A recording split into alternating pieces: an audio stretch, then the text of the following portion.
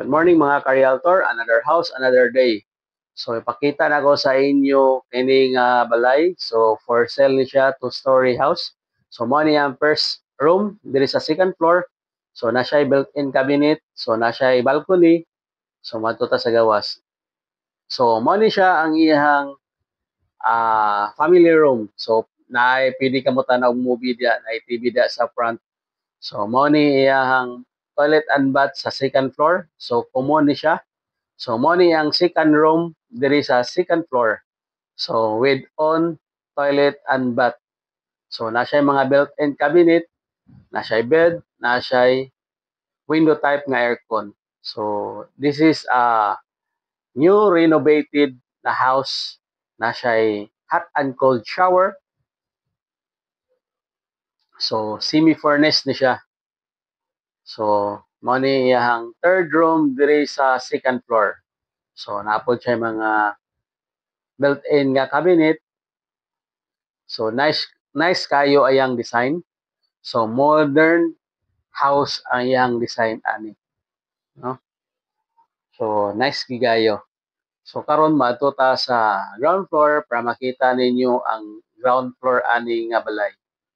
So manawag ta, paingon ta sa ground floor, no? So high ceiling siya. So nindot kayo. Nindot kayo, nice kayo, perfect kayo nga balay. So kini siya ready to move in eh. Kung mapalit nimo wala na kay i-renovate ani nga balay. Ready na gyud dayon. Insidida na mo mapuy-an. So nice ang design sa ground floor. Mao na ang living area. So dining area naana po diri. So makita nimo ang balay, kung imo makita siya sa video o sa personal, nice gigay siya. So wala na kayo trohon. Ready to move in na gyud kung mao nimo mapalit nga balay diri sa Xavier Estates subdivision. So pakita na ko sa inyo diri sa ground floor na siya toilet and bath. So nice kay ang design sa mga toilet and bath. Kita nimo, very nice. No? Tsada kay ang ambiance sa nga balay. So pakita po na ko sa inyo ang master bedroom, spacious siya, big siya og space. Ay ang master bedroom na siya on nga split type aircon. So napod siya built-in nga cabinet. So napod di siya walk-in closet diri sa sulod sa iyang bathroom. So nasa shower. So separate siya, no? Ang yang shower is separate. Oh, walk-in closet. So very nice kayo og design. Wala na kay ma-istorya ani kung kini ang imong mapalit nga balay.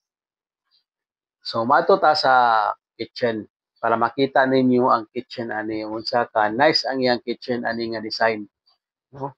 So mao ni yang kitchen. So na siya hanging cabinet. Okay, napod siya built-in cabinet dire.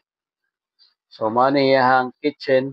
So adto ta sa gawas sa likod. So mao ni iyang service area kung mag-laundry ka dire. So napod siya men's room dire. So napod siya kaugalingon nga toilet and bath. So ang naka-nice ani ang ingimo ang helper di na mo sulod para mag-shower. Na siya iyang kaugalingon nga shower dire. So na siya kaugalingon nga toilet and bath. Nice pod kayo ang design sa iyang room sa iyang helper, di ba? So kini nga side dire, nasa space dire nga side. So naka-landscape na po ni siya ang iyang garden. So naka-landscape ni siya, apil ang gawas ani naka-landscape. So fence and gated ni siya. So to carport dire nga side pwede ka mag kuan park sa imong sedan dito pud nga side, pwede sa imong any kind of SUV. No? So sa front ani nasa space, pwede ka diri mag-party sa front. So nasa canopy.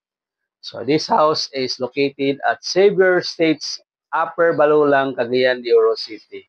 So two-story house. So for sale. So lot area is 200 square meter.